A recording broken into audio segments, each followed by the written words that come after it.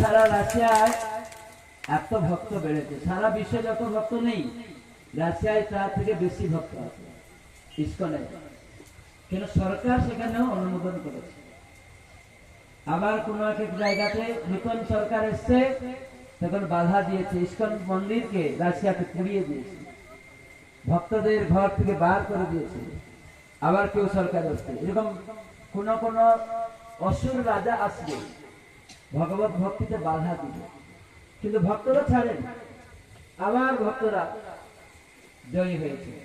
Gita ban করতে চেষ্টা করেছিল, কিন্তু ইসকনের গীতা এখনো বিশাল আকারে আবার প্রচার হচ্ছে, ওই দেশেই আবার বেশি করে গীতা প্রচার হচ্ছে। সেজন্য আমাদের যদি বুঝতে হয় তাহলে ভক্ত সঙ্গ থাকতে হবে, অনুগমন করতে হবে।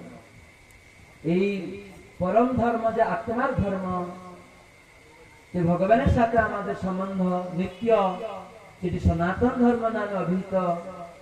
সনাতন মানে হিন্দু নয়, মুসলিম নয়, খ্রিস্টান নয়, বা ভারতীয়, আমেরিকান, পাকিস্তান নয়।